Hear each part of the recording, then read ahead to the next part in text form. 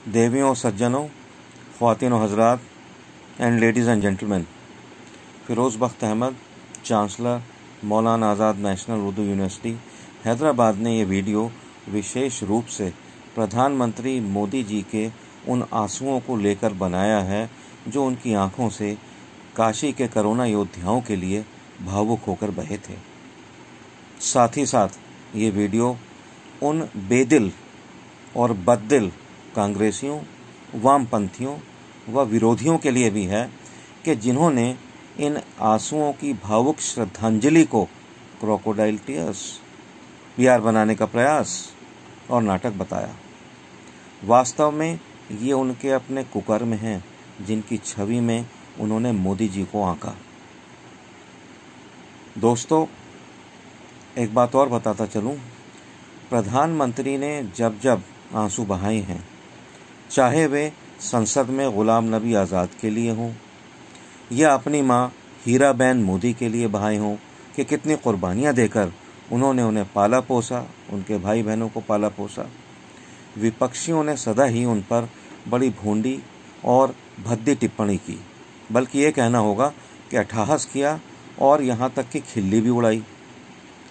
मैं किसी का नाम लेकर अपनी ज़बान को नापाक नहीं करना चाहता, मगर ऐसे महानुभावों को मैं बता दूं कि यदि उन्हें ऊपर वाले पर विश्वास है तो ये जान लें कि उसकी लाठी बेआवाज़ होती है, कभी भी पड़ सकती है।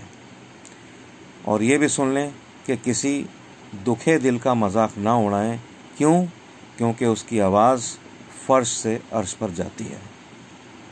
देवियों और सज्जनों, ये भी बताता चलूं कि मोदी जी का जो हृदय है वो फूल की पंखुड़ी जैसा कोमल एवं निर्मल है। यदि उनका कोई पक्षी जैसे मोर वगैरह है, मुझे बताया गया, आदि बीमार हो जाता है या गुजर जाता है तो एकांत में वे उसके लिए फपक फपक कर आंसू बहाते हैं। मगर इसका मतलब ये नहीं है कि वो कमज़ोर व्यक्ति हैं। रोने वाला व्यक्ति कभी कमज़ोर नहीं होता। दूसरी ओर आप ये भी सुन लें कि जब तंत्र की बात आती है तो यही दिल फौलाद से भी ज़्यादा मजबूत हो जाता है, जैसा कि आपने फौजी मोदी को गलवान घाटी में चीन को धूल चटाते हुए या पाकिस्तान में आतंकियों के ऊपर सर्जिकल स्ट्राइक करते हुए देखा होगा। दोस्तों, एक बात मैं कहने जा रहा हूँ, थोड़ी कड़वी बात है, बुरी तो लगेगी, मगर फिर भी सभी मोदी विरोधियों से एक प्रश्न पूछना चाहता हूँ। एक छोटा सा प्रश्न है कि भाई, जब भी किसी बात पर आपके माता पिता, दादा दादी या किसी बड़े को फैमिली में कोई गम होता है या आंखें नम हो जाती हैं, तो क्या आप उनको भी नौटंकी बताते हैं? माफ़ कीजिए, मैं ऐसा पूछना नहीं चाह रहा था, लेकिन जब आप मोदी जी के लिए ऐसा सोचते हैं तो पूछना पड़ेगा। आपकी आंखें भी तो कभी नम होती होंगी, आंसू आते होंगे। मैं बताता हूँ आपको, कुछ रोज़ पूर्व मेरी एक खरगोशनी जो थी वो गुज़र गई, अल्लाह मियाँ को प्यारी हो गई, और मुझे उसका इतना गम है कि मैं आज भी फूट फूट के उसके लिए रोता हूँ। नमाज़ पढ़ता हूँ तो नमाज में उसकी याद आ जाती है, तब भी ज़ारो क़तार में रोता हूँ। ये दिल है भाई, ये पत्थर नहीं है। और एक बात और सुन लीजिए, मोदी जी का मन तो इतना कोमल है कि वे तो अपने कट्टर विरोधियों के साथ भी बड़ा नरमी का बर्ताव करते हैं। आपको याद होगा कि एक बार ऑनरेबल केजरीवाल जी ने उन्हें मानसिक रूप से असंतुलित बता दिया था। आप सोचते होंगे मोदी जी ने उसका क्या बदला लिया।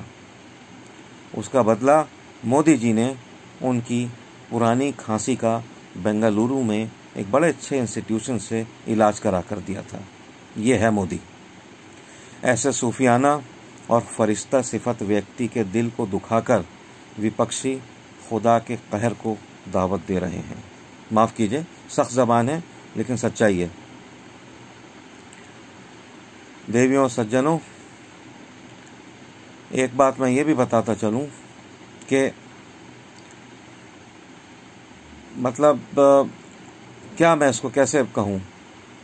हो सकता है कि आप मुझे जो मैं बात कहने जा रहा हूं मुझे आप कहें कि मैं मोदी भक्त हूँ, मैं इब्नुल वक्त हूँ, या मैं कुछ भी हूँ, या अल्लाह का भक्त हूँ, लेकिन कहूँगा ज़रूर, अच्छी लगे या बुरी लगे आपको।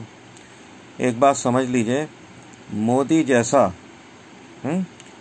जैसा दमदार, दिलदार, जानदार, शानदार, वज़ादार, सेवादार, वफादार, कामदार और सबसे अधिक ईमानदार प्रधानमंत्री सदियों में, क़र्नों में बस एक बार ही आता है।